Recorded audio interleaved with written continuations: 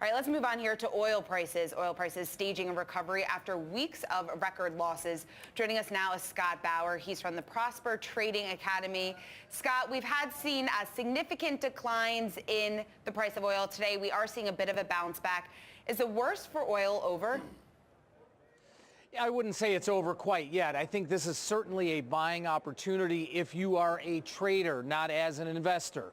Okay. Yesterday, with the massive decline we saw on an incredible amount of volume, a lot of veracity behind it, that was almost like a capitulation. Retail investors and the like saying, all right, I give up. I'm throwing the towel in. That makes it a buying opportunity for the day trader. In terms of a longer-term investment, you know what? I think at this point, there's so much headwinds coming into the oil space, so much uncertainty, so much risk headlines to it, that I think it's very doubtful that we're going to see 60, let alone 65 anytime soon. Now, that being said, if you wanted a longer-term investment, and when I say longer-term, 3 months, 6 months, this is probably a good place to start dipping your toes back in the water. What if you wanted to invest in some of the oil producers? Is this a dangerous time? Because I don't know what the actual dollar figure is, but there's a point at which fracking is not profitable, and then they have to take on debt to keep going. And I think we're below that dollar point, aren't we? We are, and I think it is a dangerous time. I'd almost rather get into that space and buy into that space if we see oil recover, than say, okay, I missed the absolute bottom, which we're never going to time an absolute bottom or an absolute top. I would almost rather get in that space on the upswing. So I think it is very dangerous for some of those suppliers right now.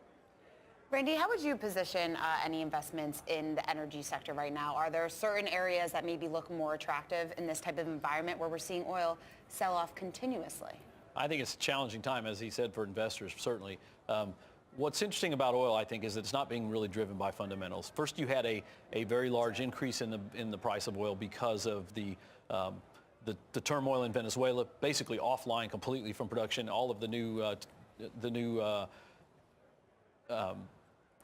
pressure that we've put on Iran, if you will, that's sort of dropped their production as well. And then, so if you look at the chart short term, it looks like oil has fallen off a cliff, but look at the chart a little bit longer term, and it's really simply giving back the huge run up that we saw prior to that. Maybe not quite as, it didn't run up quite as quickly, but it certainly has run up a lot. Scott, do we still have Scott? Because I did want to ask you, is there a potential that eventually, as we wean some of the countries that got exemptions from the Iran sanctions, as we wean them off of Iranian oil, that the supply glut does start to dry up?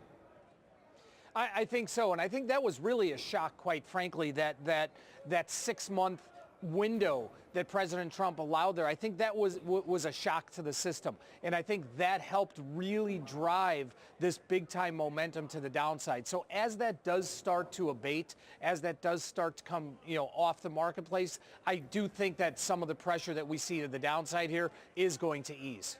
All right. Scott Bauer, we appreciate you joining us to talk about that. We also want to keep talking about the markets.